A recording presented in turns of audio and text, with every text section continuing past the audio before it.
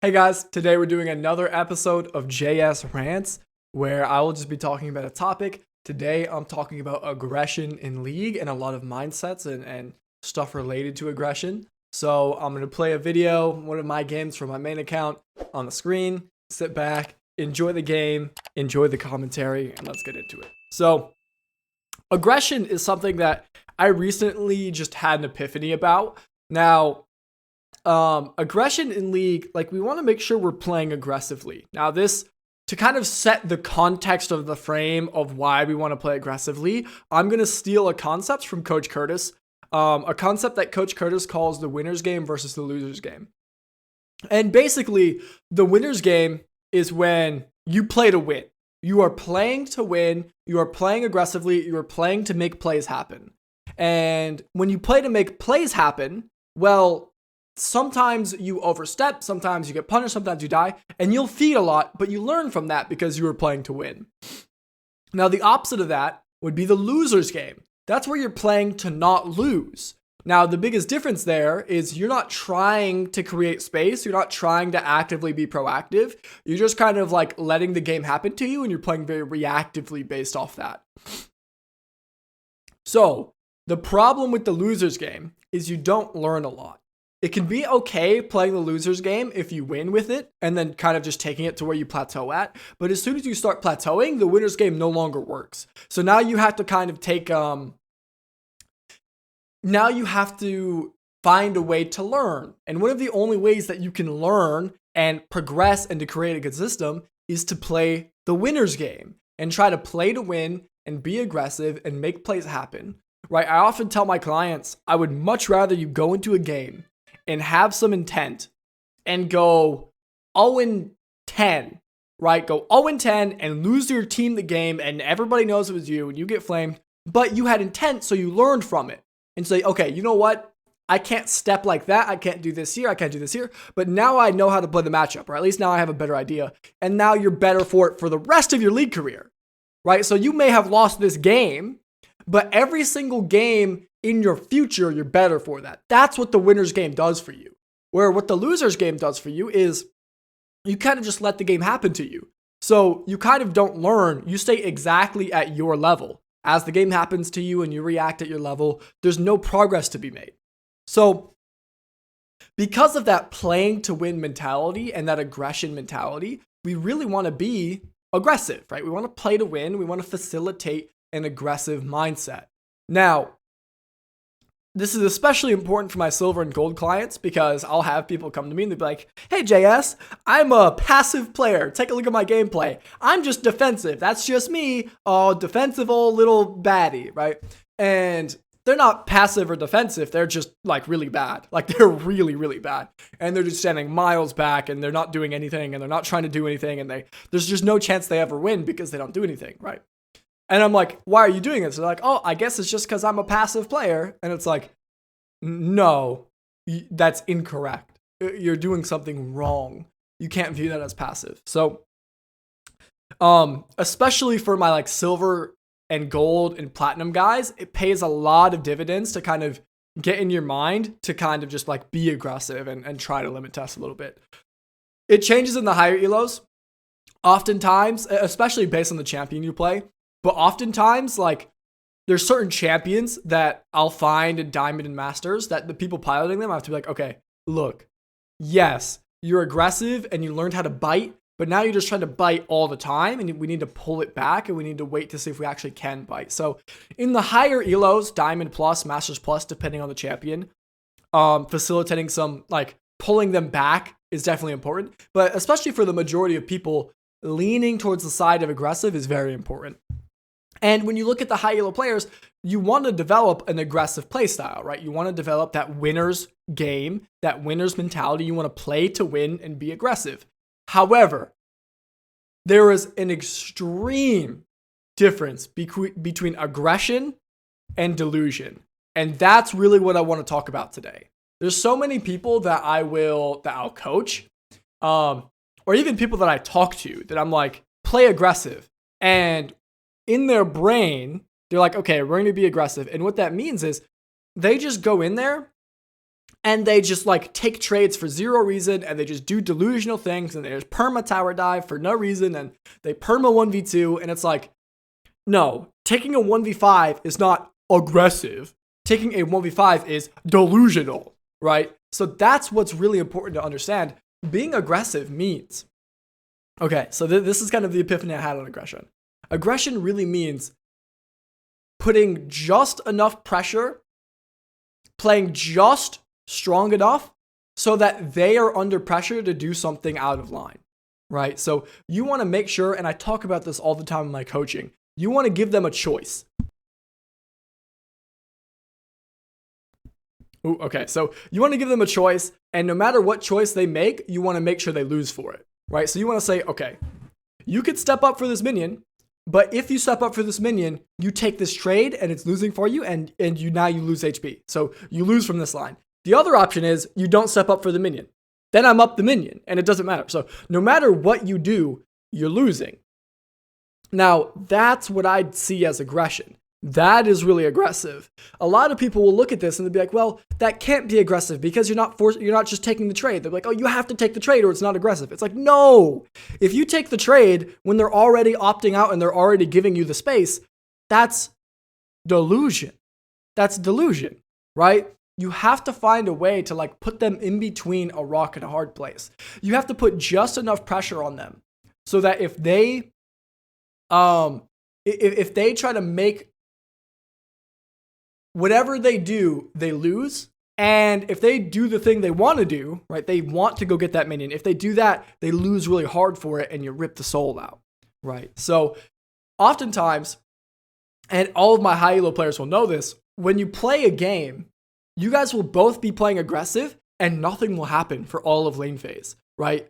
All of my master GM plus players, they know like just lane phase will just stagnate, especially if you guys are both really good. You guys are both playing aggressively, and it's just like this beautiful dance of like you threatening to bite here and you threatening to bite here and you giving a CS here and you giving a CS here, and then you like trying to, force a trade here or threatening the gank here or threatening the 2v2. And it's kind of just this beautiful dance, and that's what aggressive looks like.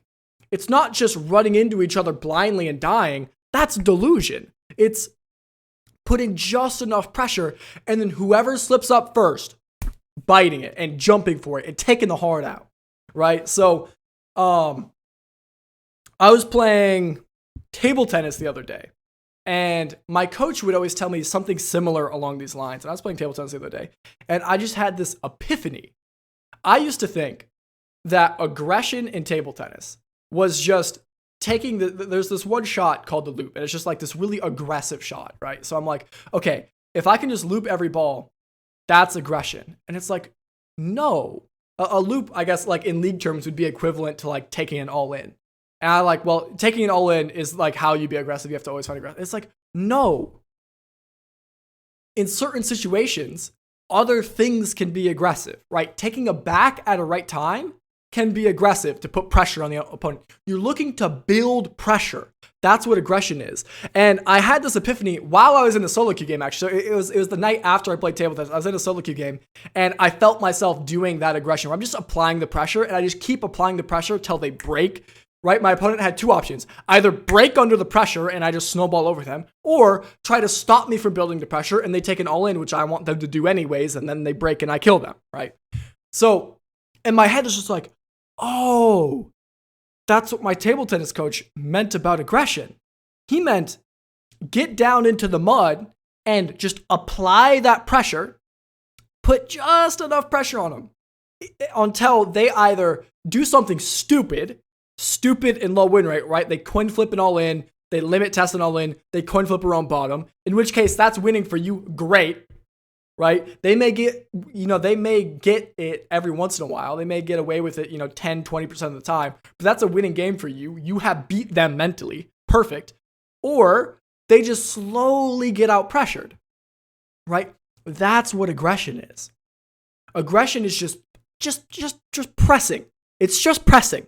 It's not like all in jumping all the time. It's just applying a little bit of pressure and just pressing and waiting and saying, what are you going to do with this pressure? Are you going to try to bite back, in which case, we're going to have it all in? Or are you going to just slowly let me squeeze you out, right? and then knowing exactly how to apply that pressure. And man, I had that epiphany, and then the next few times I went to go play table tennis on league night, I was like, the game just got so easy. The game just got so easy.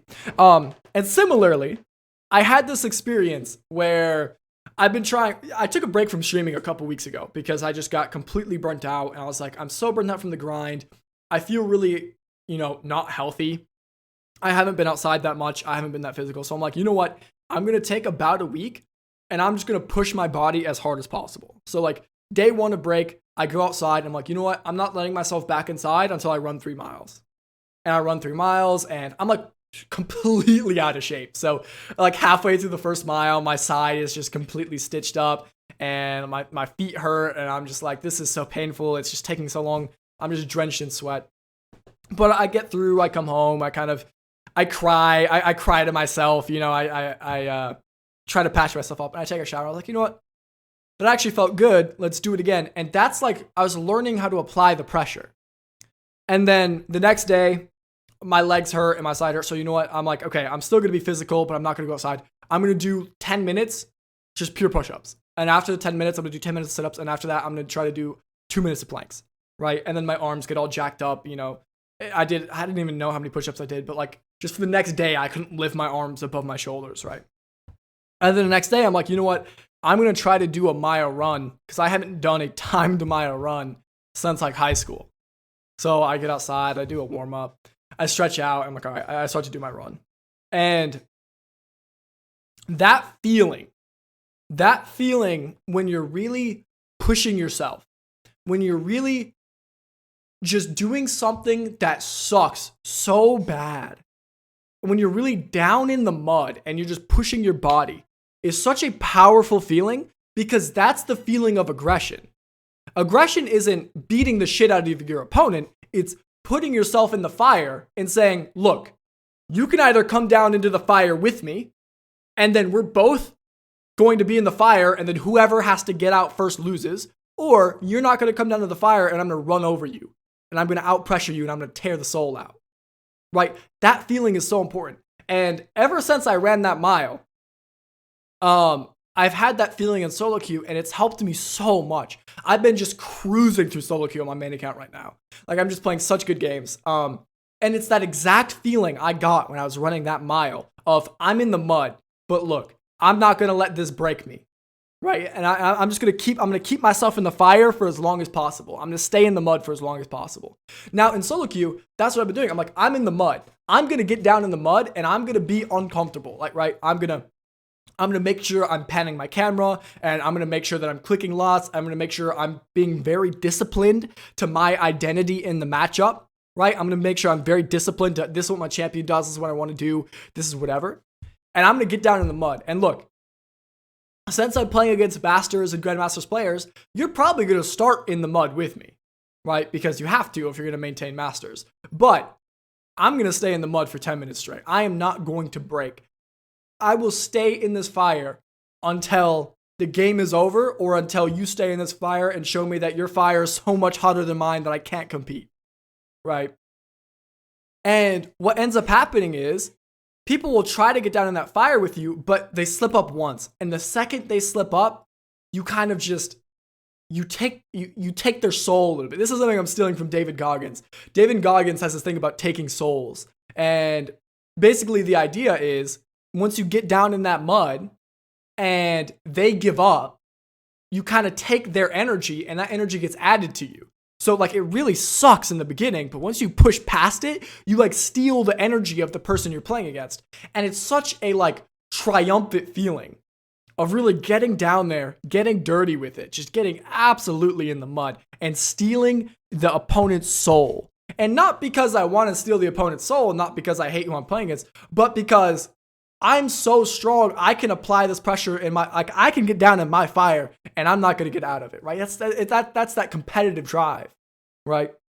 And it's the same drive I had back in high school where, like, in gym class, I'd get on the treadmill next to somebody and I'd be like, all right, we're both going to set our speed to, 8 miles per hour or whatever, and you're going to get off before me or I'm going to pass out trying, right? It's that same feeling. And the second they get off, it like re-energizes you. You take their energy. and you just want to keep going. You don't even want to stop at that point, right? You just got to find ways to push past that and get down in that fire. So that's really what aggression is. You want to just get down on that fire, and the second they slip up, you go after it. You take their soul, right? It's like being a lion, right? You got to be a lion. You got to get in lion mode, but you're not going to just hop at any gazelle that's running by you. You're going to wait till the gazelle trips up. And the second it trips up, bah, you rip the heart out, right? So that's what it's all about. So this is definitely like a mental conversation and like a mental switch for the highest level, right? This is like when you're diamond in masters and you know you have this fire you can put yourself into it, stay consistent with it, and run with it. For a lot of us players below diamond, we just have to learn how to put ourselves in the fire in the first place, right? We have to learn how the game works and how to actually stress ourselves. Our problem isn't in the consistency or in the mental or in that situation. It's actually just in it's in your ability to stress yourself, right? It's not in taking the soul out from the opponent. It's in just actually learning how your champion works, right? Because to put yourself in the fire in league terms, you have to know what your champion does. You have to have good mechanics to call upon. You have to have good map, like information gathering to call upon. And then you really have to stay disciplined to those things. Well, first, you have to learn those things, right? Learn your champion identity, learn how to do information gathering, right? And I have videos on all of this stuff. So go check out my fundamental playlist, all that stuff. You really have to learn how to do that stuff first and then put yourself through that fire.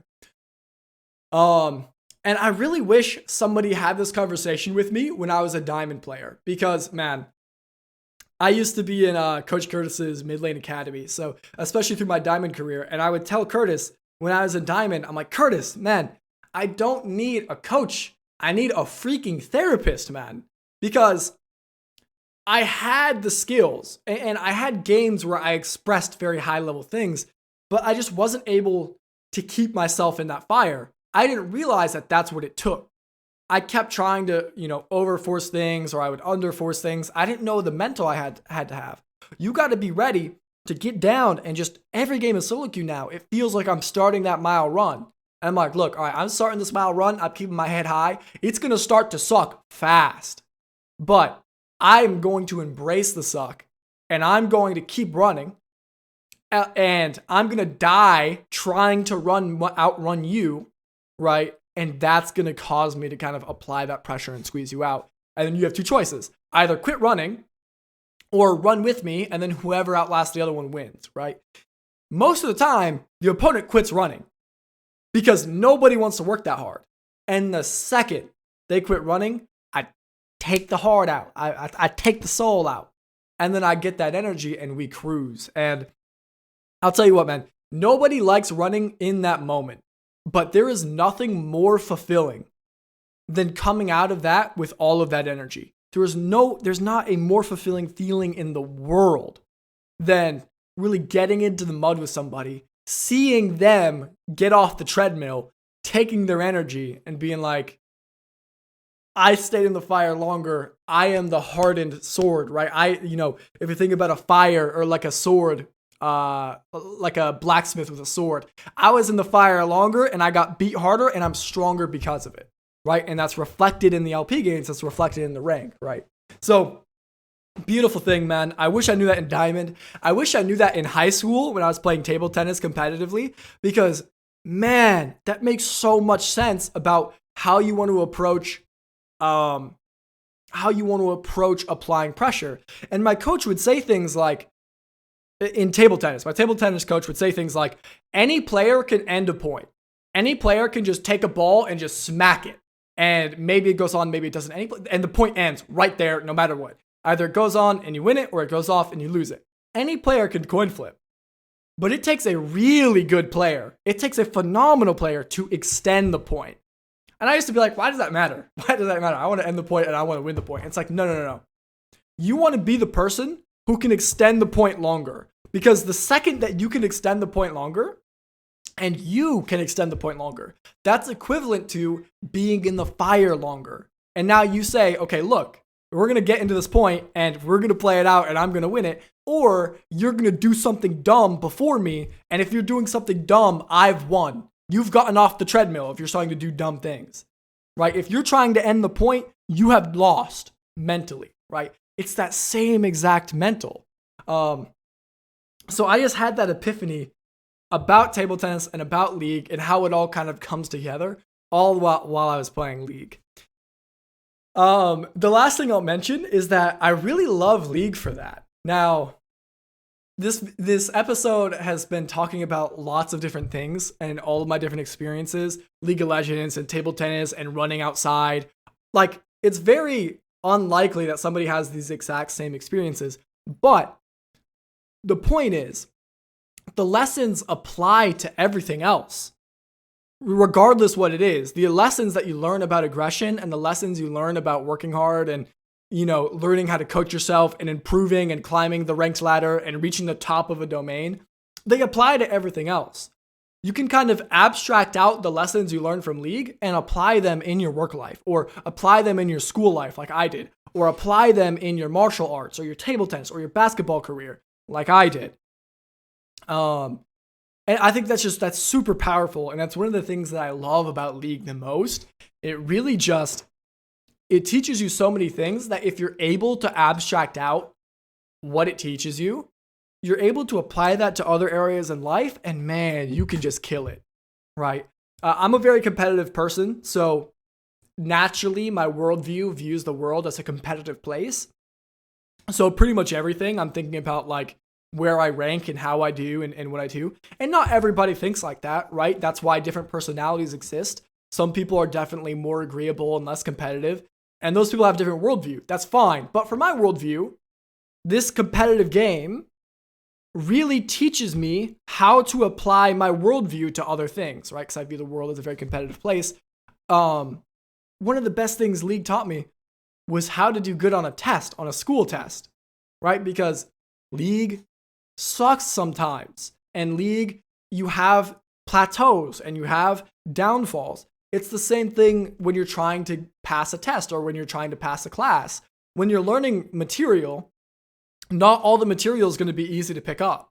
A lot of the material, like some of it will be, right? Some of it you'll just get easily, and you only have to spend an hour on this week's course load where everybody else has to spend 5 hours for the week. And you're like, sweet, I get that really easy. But some weeks, you're going to have to spend like fucking 40 hours. Like, it's going to be your full life just trying to break this plateau, and it's going to suck. But you're going to just have to get down in the fire and work through it, right? You're going to have to read more, add new perspective. You're going to have to work through more practice problems. You're going to have to ask and talk about it with other people. You're going to have to go seek help. You're going to have to go get coaching. You're going to have to go ask a professor. Like, all of those things, League really taught me how to view the world as a competitive place and then kind of really go after it and how to win in the competitive place. If you prove to yourself that you can reach the top of League of Legends and you can create a system that works, that's really important. A lot of people don't have a system that works, and then they try to apply the system that doesn't work to other things in their life, and it's like, no wonder. It's not a coincidence. Now we're getting it. Okay, now this is a completely new tangent, but now we're getting into, like, a lot of bronze players have bad mentals and bad worldviews. And it's like, you have to ask, are they bronze because of their worldview and their approach, and that has created an outcome for them to be bronze? Or are they just bronze in life, and that's why they have the worldview they have? And you know what I mean? I'm kind of asking, like, what comes first? Are they a bronze player in life and kind of everything they've done since they were growing up and they were such, like, bad at everything, and they don't have the potential to get out of bronze, that they have created these worldviews? Or do they have these worldviews and these philosophies that led to them being bronze in everything they do? And that's kind of a hard question to ask, because the bronze player is obviously going to say, well, I'm bronze at everything, that's why I'm like this. But I refuse to believe that. I don't think that's true. I think that in pretty much everything in life, any able-bodied, able-minded person can reach the top 1% of whatever they want. And top 1% is about Diamond 4, right? Diamond 4, Diamond 3. So past that, sure, maybe it takes some sort of like hidden talent, or at least it takes some time that you may not be able to afford. But I refuse to believe that a bronze player, like they have the wrong worldview, and that's what caused them to be bronze. And this is one of the hardest things about League of Legends. If you're not getting the results you want, it's because of the way that you view the world and the work you're putting in. So if you want to change the rank you have, you need to change the way you view the game and the work you're putting in, right? So if you're bronze and you've been bronze and you're staying bronze, that's a really good indicator that your system that you've created to approach this competitive domain is not working. It is not working, and you need to fix it, right? Or don't fix it, that's fine, but understand like that is a direct reflection of you and your worldview, right? And that's genuinely what I believe. I call ranked the great equalizer because since I believe any able-minded, able-bodied person can reach Diamond 4, it's like if you're not Diamond 4 and you've had the time, right? Some people just don't have the time or haven't put in enough games or don't have the goal, and that's fine. If you don't have the goal and your worldview is I want to have fun in this game rather than play competitively, that's fine. That's not for me personally. I would hate if I was still gold. That's why I changed how I approached the game, because I wanted it to fit what I wanted in life. And I wanted to be masters, I wanted to be platinum. So I'm like, well, I'm going to change it to a worldview that helps me improve. When I improved, I'm like, oh, it works. And then I just took it to masters with me, right? And that's how I know that my approach and my philosophies work, because they're proven. And now, since I'm a coach, not only are they proven through me, they're also proven through my clients who have also done similar things. Right? Somebody I coached as a GM, people I've coached have hit masters, people I've coached have hit diamond, like from all these other ranks and walks of life. Like it works because you can see the results. If you don't have the results, you need to change how you view not only how you view the game, but how you conceptualize the world as a whole. And that's one of the hardest things in life.